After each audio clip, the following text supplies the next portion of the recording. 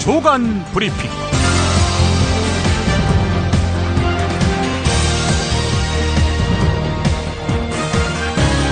2016년 3월 31일 목요일입니다. 한국일보 김현빈 사회부 기자의 기자의 눈, 세월호 의혹 이대로 눈 감을 것인가의 칼럼 일부분을 소개하겠습니다. 세월호 여객부 직원 강혜성 씨는 승객들의 탈출을 막은 선내 대기하라, 이 방송이 선사인 청해진 해운의 짓이었다고 폭로했다. 숨진 여객부 동료 직원에게 누가 될까봐 검찰에서도 말하지 않은 팩트라면서 유가족에게 사죄했다. 검찰 수사와 재판 기록에는 없던 내용이다. 선사와 국가정보원, 해경 등의 유착 관계도 재확인됐다. 조사만 제대로 이루어진다면 사고 책임 소재를 가릴 결정적인 근거가 될 수도 있지만 현재로서는 그렇게 될 가능성이 적어 보인다. 세월호 참사의 실체적 진실을 파헤치라며 만든 특별조사위원회는 힘이 없다. 예산이 정한 특조위 활동 시한은 6월 30일까지. 시간도 부족하거니와 조사를 강제할 권한은 더욱 없다. 강혜성 씨 증언을 검증하기 위해 청문회에 부른 청해진 해운 전 대표가 끝내 출석하지 않은 사실만 봐도 그렇다.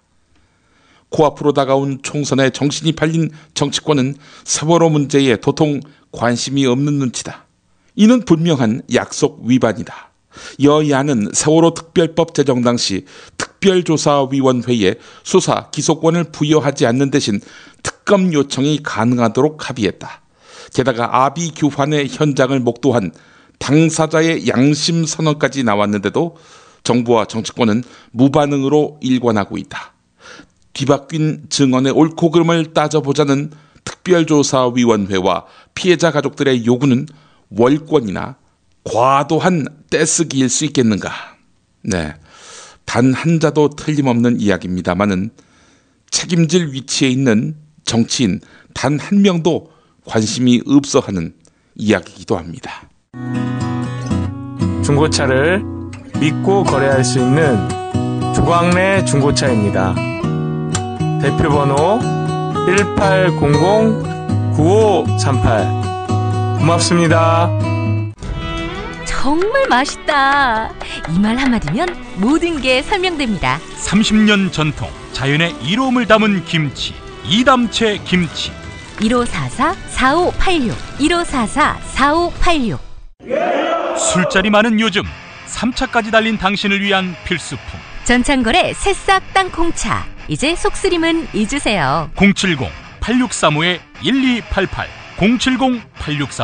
070-8635-1288. 수면 무호흡, 심한 코골이 이제 걱정 마세요. 여행, 군생활, 찜질방에서도 확인된 코골이 방지기구 코골이 119 1566-0783 1566-0783. 재미있는 쇼핑몰.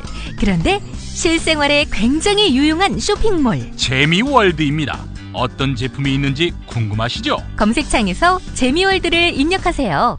재미월드. 참치의 맛은 좋은 참치가 좌우합니다. 구이동 대양 참치가 그렇습니다. 무한 리필에 더한 무한 감동. 직접 경험해보세요. 구이동 대양 참치 02455-8087. 경향신문부터 보겠습니다. 정권의 심장? 그 대구가 아니다. 이런 제목의 일면 머릿기사입니다. 박근혜 정권의 정치적 기반인 대구에선 비박 공천학살 여파로 무소속 바람이 거센 데다 야권 후보들의 선전 지역이 속출하고 있다. 이렇게 시작하는 기사입니다. 대구 동갑, 대구 동을, 대구 수성갑, 대구 수성을 해서 각각 무소속 유성걸, 유승민, 주호영, 더민주의 김부겸 후보가 앞서 있습니다. 심지어 대구 북을에서는 더민주에서 컷오프돼서 무소속 출마한 홍일학 후보가 새누리당 후보를 앞지르는 결과도 나왔습니다. 어제 대구 MBC 영남일보 공동조사가 그렇습니다. 하긴 대구는 막대기만 꽂아도 당선된다는 오만에 대구 시민들이 우리가 아메바냐? 라면서 합리적인 반발을 하고 있는 형국 아닙니까? 그래서 김무성 대표 등 지도부는 어제 저녁에 대구로 급히 내려가서 대구시당에서 선거대책위원회 회의를 열었습니다. 문제는 대구만이 아닙니다. PK도 그렇습니다. 조경태 의원의 입당으로 새누리당 싹쓸이를 기대했던 부산일보의 그제 여론조사에서는 북강서갑의 경우 더민주의 전재수 후보가 새누리당 박민식 후보를 오차 범위 밖으로 밀어내면서 앞서는 것으로 나타났습니다. 사상에서는 새누리당에서 컷오프되자 무소속으로 출마한 장제원 후보가 박근혜의 키드로 불리는 새누리당 손수조 후보를 줄곧 앞서고 있습니다. 지난 28일자 중앙일보 여론조사 결과가 그렇습니다. 이런 가운데 오늘 나온 부산국제신문 여론조사 결과 부산 사하갑에서 새누리당과 더불어 더민주 후보가 오차 범위 내에서 초접전을 벌이는 것으로 나타났습니다. 경남은 또 어떨까요?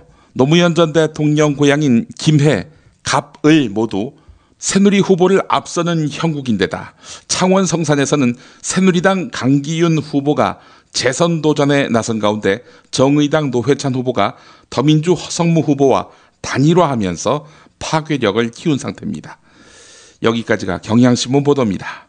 자, 부산 경남, 대구 경북의 결집이 예전 같지 않다. 이런 기사를 봤는데요. 다른 지역은 어떨까요? 한겨레 보겠습니다.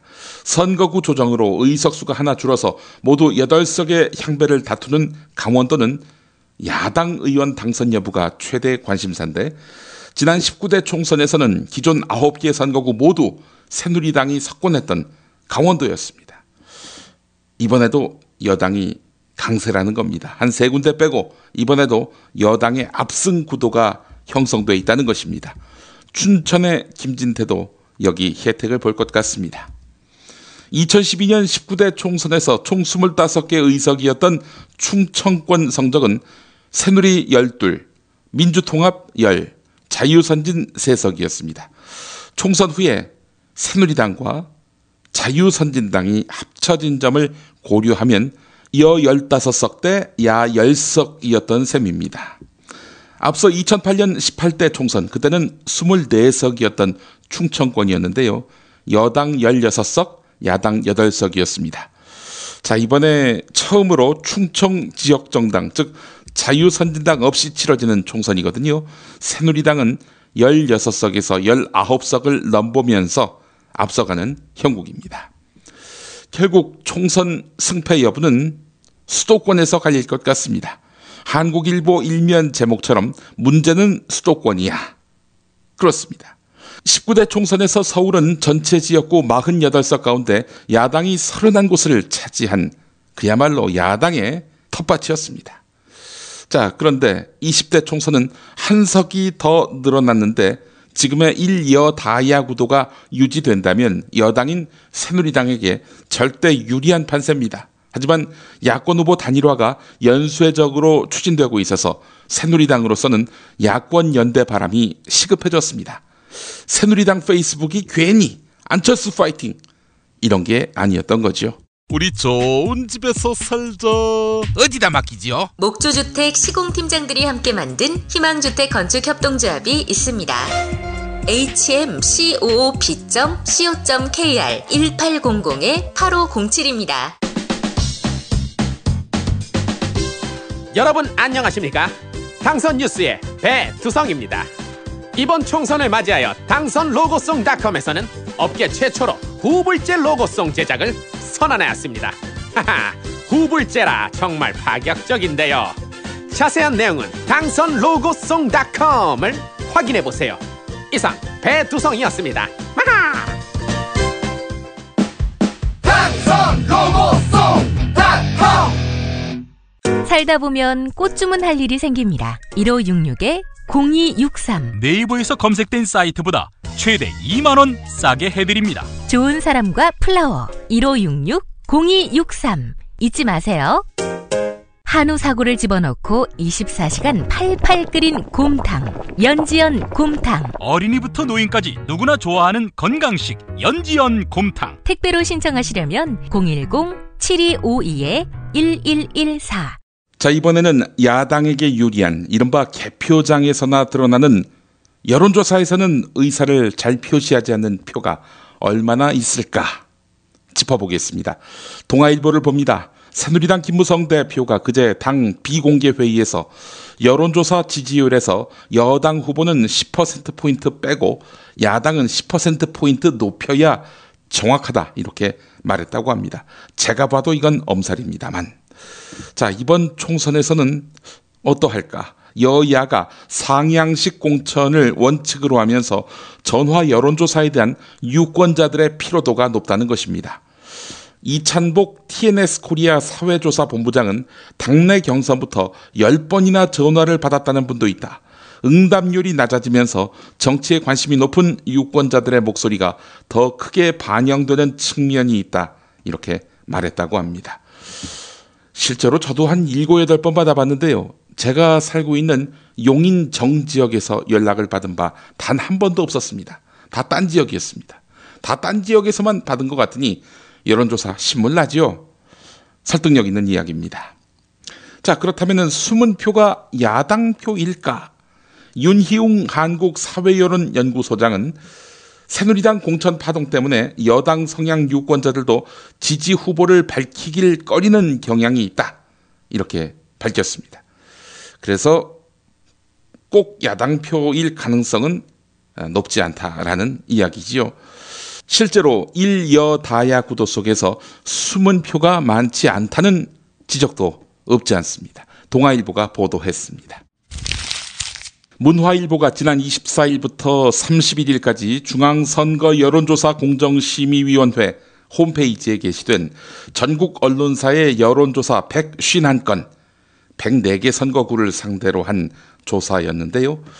이걸 분석해 봤는데 새누리당이 우세한 곳은 33곳, 경합 우세를 나타낸 지역은 11곳이었다고 합니다. 더민주가 우세한 지역은 12곳, 경합 우세 지역은 5곳이었습니다. 국민의당의 경우 7곳은 우세, 1곳은 경합 우세 지역으로 분류됐습니다. 무소속 후보가 우세한 지역은 6곳, 경합 우세 지역은 1곳으로 분석됐습니다. 경합 지역 전체의 27%라고 합니다. 조선일보 속보입니다. 일면 제목 보십시오. 아로 회합했던 전 통진당 12명 출마. 네, 이 12명의 후보들이 아로 회합에 참여했던 것처럼 인식되지 않습니까? 아로 회합했던 전 통진당까지가 한 묶음이고요. 그 통진당에서 같이 정치했던 12명이 출마했다. 이게 정확한 뜻입니다. 조선일보가 무슨 의도로 이런 제목을 달고 이런 기사를 일면 머릿 기사로 다뤘는지 의도가 빤히 보이죠? 네, 그래서 제목만 소개하고 넘어갑니다. 그렇지 않아도 조선일보가 연일 총선에서 안보가 실종됐다라고 비판하니까 김무성 새누리당 대표 선거운동이 시작된 오늘 야당에 대한 색깔 공세를 펴고 나섰습니다. 그동안 개성공단으로부터 북으로 들어간 현금으로 김정은이 핵무기를 개발했다는 사실은 이미 알려진 사실이다. 이것을 가지고 야당이 집권하면 개성공단 다시 한다고 하는데 찬성하시는가? 이렇게 물었습니다. 그러면서 이렇게 안보를 포기하는 정당에게 표를 줘서는 안 된다. 이렇게 말했습니다. 여당은 안보를 앞세우는데요. 안보도 경제도 다 망가뜨린 주체가 바로 여당 아닙니까? 그 증거가 바로 개성공단입니다. 국민일보 기사를 보겠습니다. 개성공단 피해수혜, 도산위기, 창고 물량 긴급 처분. 네, 누가 봐도 개성공단 제품을 파는 것이라는 내용입니다. 매장에 들어가니까 등산복, 패딩, 운동화가 종류별로 펼쳐져 있었다고 합니다. 등산복과 조끼 등은 각 10,000원에서 20,000원, 패딩은 70,000원 수준입니다. 대부분 저가 물품이었습니다. 기자가 이거 파는 사람한테 계속 추궁을 했습니다. 그리고 끝내 옷이 하도 안 팔리다 보니까 이렇게라도 개성공단 제품인 것처럼 장사를 해야 하지 않겠습니까? 라는 답을 들었다고 합니다. 북한 핵실험에 따른 정부의 개성공단 피해 수혜 이후 도산 위기에 처한 개성공단 기업 물건으로 속이고 땡처리 형식으로 파는 읍소 마케팅이 부쩍 늘고 있다는 소식입니다. 서울 도심이나 수도권에서 간헐적으로 보이던 이런 마케팅은 최근 전국 곳곳에서 성행하고 있는데, 개성공단 업체에 대한 국민의 동정심을 이용해서 불황을 타개하려는 속셈인데요. 이에 대해서 개성공단 상회 관계자는 실제 개성공단 제품인지 일일이 모니터링하고 고소해야 하지만 여력이 없는 형편이다, 이렇게 말했다고 합니다. 4.13 총선에서 박근혜 정부의 경제 실정론이 주요 쟁점이 되고 있다는 한겨레 기사입니다. 2008년 이명박 정부 이후 지금까지 8년 동안 이어진 보수 정부는 분배는 물론이고 성장에서도 성과를 내지 못하고 있습니다. 그동안 보수 정부는 진보 정부를 향해서 성장이 형편없다, 분배만 신경 쓰느냐, 이렇게 질타를 했었지요. 자, 그런데 보수 정부는 분배는 물론이고 성장도 형편없습니다. 한겨레가 보수 정부 8년 동안의 주요 경제 지표를 분석해 본 결과가 그렇습니다. 보수 정부 집권 기간 연평균 실질 성장률은 3.1%에 그쳤습니다. 진보 정부 집권기에는 4.9%였습니다. 고용시장은 더욱 취약해졌습니다. 미국, 영국, 독일, 일본 등 주요 선진국들은 실업률이 계속 낮아지고 있는데 우리만 2013년부터 다시 급등하고 있는 형편입니다. 우리 경제의 잠재적 리스크는 더 커지고 있다는 점도 문제입니다. 국제통화기금이나 경제협력개발기구 같은 국제기구는 물론이고 무디스, 스탠더드앤푸어스 등 국제신용평가기관이 공통적으로 꼽는 한국 경제의 리스크는 가계부채입니다. 민간기업 부채도 눈덩이처럼 불어났습니다. 박종규 한국금융연구원 선임연구위원은 부채 거품은 금융산업이 아무리 발전하더라도 그냥 사라지지 않는다. 위기를 겪거나 경제가 지지부진해지는 상황을 초래하기 마련이라고 했습니다. 경제심판론, 야당에 억지일 수 없다는 이야기입니다. 이번엔 경향신문 보도입니다. 보건복지부가 어린이집 반별 정원을 일정 범위에서 탄력적으로 편성할 수 있다는 지침을 내려보냈습니다. 그 뒤 광역자치단체별로 어린이집 반별 정원 수가 최대 3명까지 차이가 나게 된 것으로 확인됐다는 것입니다. 지난달 초과 보육으로 가뜩이나 복지부의 시행규칙보다 초과 상태인 교사대 원화 비율이 악화되면서 보육의 질 하락이 현실화되고 있습니다.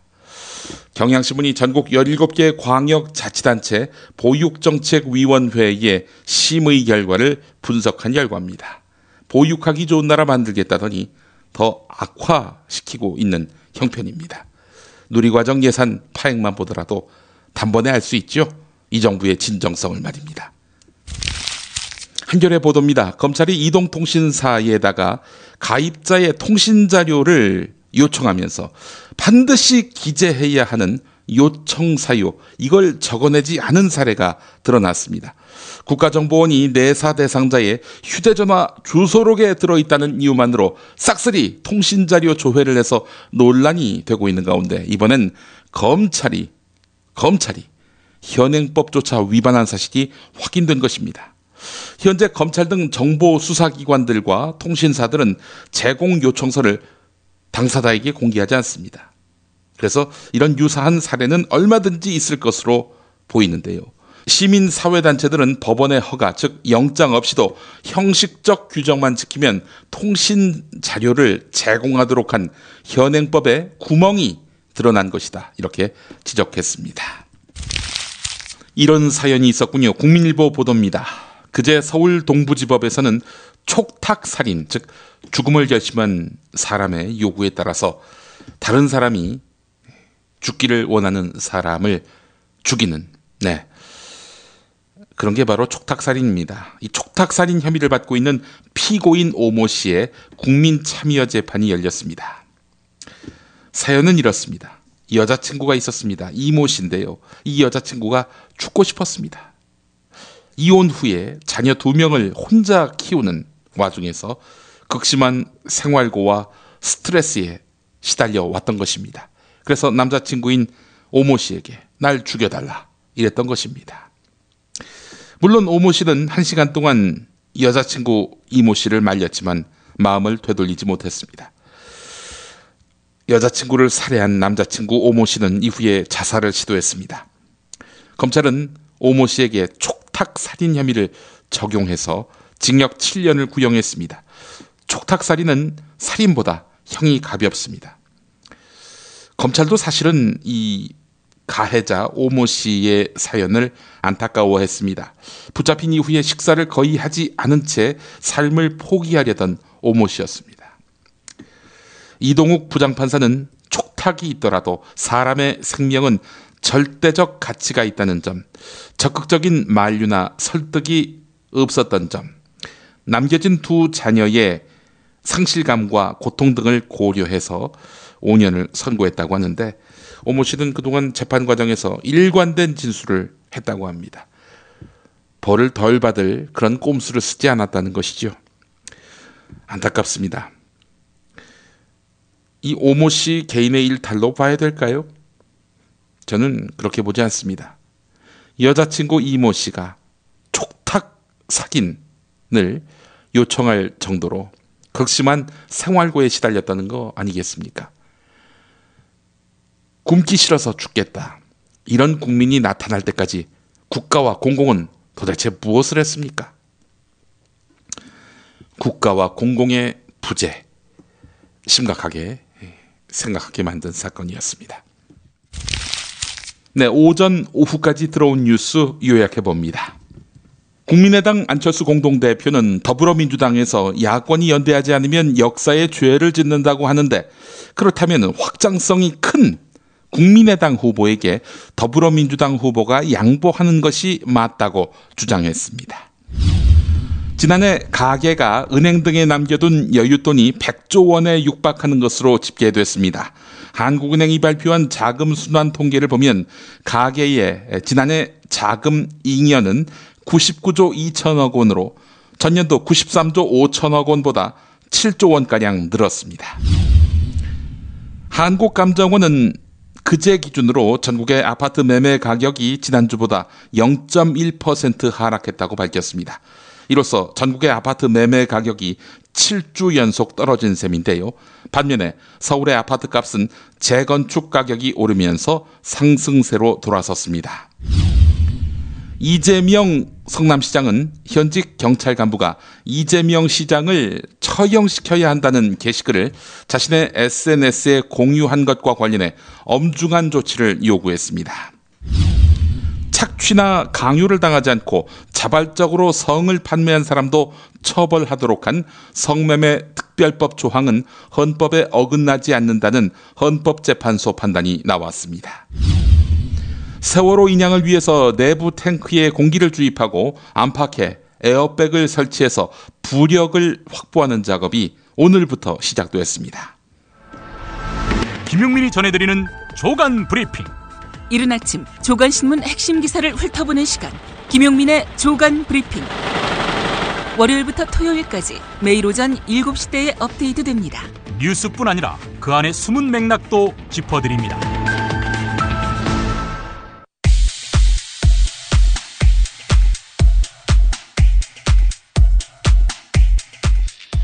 사드를 배치하겠다는 결정은 났는데 막상 어디로 갈까?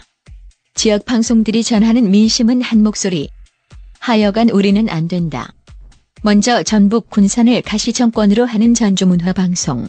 고고도 미사일 방어체계 사드 후보지로 군산이 거론되면서 도내 반대 여론이 갈수록 거세지고 있습니다. 국방부는 아직 결정된 것이 없다는 무책임한 입장만 반복하고 있습니다. 정부가 사드의 필요성만 강조하면서 후보 지역 주민들의 반대 움직임에 대해서는 어떤 언급도 없는 상황. 도내에서는 사드 반대 운동이 더욱 거세지고 있습니다. 시민단체들은 공동 기자회견을 열고 사드 배치가 중국 등 주변국의 반발을 가져오고 한반도의 긴장감만 고조시키고 있다며 즉각 철회하라고 주장했습니다. 사드는 그 군사적 효용도 의심스러울 뿐 아니라 전자파와 소음으로 환경과 인체에 악영향을 미치는 것으로 알려져 있다. 새누리당 지지세가 강고한 대구문화방송. 미국의 고고도 미사일 방어체계 사드 배치 후보지로 대구와 칠곡 외관이 거론되고 있다는 소식이 전해지면서 우리 지역이 크게 술렁이고 있습니다. 국방부는 사실이 아니라고 말하지만 혹시나 하는 불안감은 갈수록 커지고 있습니다. 하지만 지역의 여당은 침묵하고 있습니다. 새누리당 일부 총선 예비 후보들이 사드 대구 배치를 반대한다고 밝혔지만 지역 새누리당 차원에서는 구체적인 입장을 내놓지 않고 있습니다. 또 안동문화방송. 대구에 사드가 배치될 수도 있다는 소식에 대구 시민단체들이 반대 목소리를 내기 시작했습니다. 시민단체들은 사드 배치는 시민들의 건강에 위협이 되고 실익도 없이 중국과의 관계 악화만 불러온다고 주장했습니다. 갑작스럽게 사드 무기체계 도입을 들고 나오는 것은 우리 국민적 합의나 또 여러 주변 국가의 관계를 고려했을 때 적절치 못하다고 생각합니다. 실무 협의를 즉각 중단해야 된다고 생각합니다. 또 다른 후보지로 주한미군 캠프 캐럴이 있는 칠곡군 외관읍 주민들도 민감하게 반응했습니다. 칠곡군 기관단체장과 주민 대표 등은 통합방위 협의회를 열고 사드와 관련된 정확한 정보를 줄 것을 정부에 요구했습니다. 지역 민심만 그러한가? 사드 도입 주장해왔던 국회의원들도 마찬가지.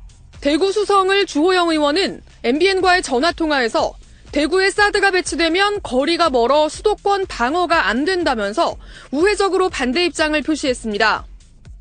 도입을 강하게 주장해온 대구 동을의 유승민 의원은 막상 도입 논의가 시작되자 입장 표명을 극도로 꺼리고 있습니다.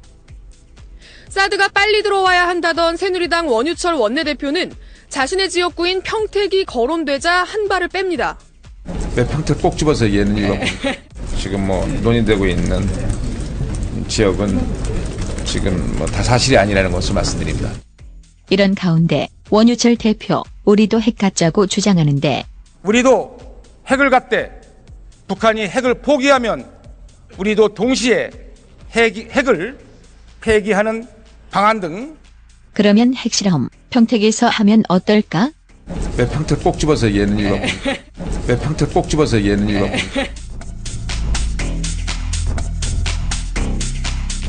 2016 총선 네트워크와 4.16 국민의 약속 연대로부터 동시에 지목된 총선 부적격 후보자. 오늘은 그 네 번째입니다. 새누리당 원내대표인 원유철 후보입니다. 원유철 후보, 그동안 공적연금을 후퇴시키는 기초연금법 찬성, 분양가 상한제를 무력화하는 주택법 찬성, 의료 민영화를 위한 의료 해외 진출 및 외국인 환자 유치 지원법 찬성, 재벌에겐 특혜를 주주권 약화를 도모하는 기업 활력 제고를 위한 특별법, 이른바 원샷법 찬성, 국정원 권한을 강화하는 테러 방지법 찬성. 네, 이런 족적을 남겼네요. 원유철 후보는 또 주요 발언으로 세월호 특별조사위원회가 대통령의 7시간 비밀을 조사하려 하니까 정치적 중립성 의무에 위반되는 것으로서 특별조사위원회의 월권이 도를 넘고 있다, 이런 주장을 펼쳤고요. 역사교과서 국정화를 반대하는 사람들을 색깔론으로 매도하면서 북한 교육위원회의 국정화 비난 담화와 야권의 주장이 일맥상통하다, 이렇게 말했고요. 한일 위안부 합의에 대해서 역대 어느 정부도 해내지 못한 외교적 성과, 이렇게 가치 있는 합의를 비하하는 의도와 이유가 대체 무엇인지 알 수 없다. 피해자 할머니들도 양국 관계를 비롯해서 어느 누구에게도 도움이 되지 않는 무분별한 비판과 선동을 즉각 중단하기 바란다, 이렇게 망언을 했고요. 대표적인 핵무장론자로 청평이 나 있죠, 원유철 의원. 우리도 자위권 차원에서 평화의 핵을 가질 때가 됐다, 이렇게 말하기도 했습니다. 사드 배치 주장도 했죠. 하지만 자신의 지역구인 평택이 배치 예정지로 거론되니까 왜 평택을 콕 집어 이야기하는지 모르겠다, 이렇게 말하기도 했습니다. 우리가 제공한 평화의 빵이 공포의 무기가 돼 돌아왔다면서 개성공단 자금이 북한 핵, 미사일 개발에 사용됐다고 주장했는데 끝내 그 근거를 정확하게 밝히지 못했습니다. 우리나라에는 유감스럽게도 아직도 테러 방지법이 없어서 테러 무방비 상태에 놓여 있다는 거짓말도 했습니다. 이미 대한민국에는 테러 방지를 위한 수많은 법이 시행되고 있습니다. 박근혜 대통령에게 2015년 광복절 특사에 생계형 서민 대폭 사면함과 동시에 경제 살리기 차원에서 경제인들도 사면 대상에 포함해 줄 것을 건의한 바 있었습니다. 경제인 사면을 제한하는 공약, 이 공약을 파기하자라고 나선 것입니다.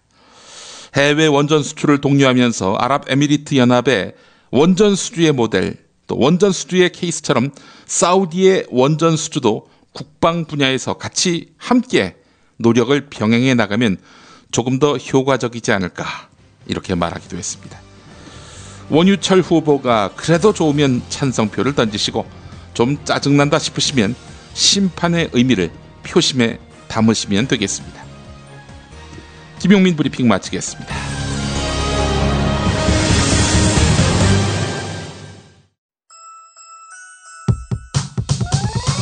이번 방송 괜찮았나요?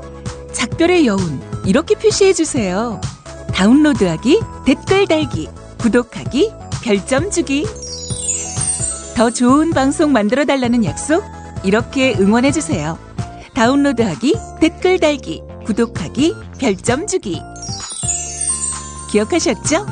다운로드하기, 댓글 달기, 구독하기, 별점 주기.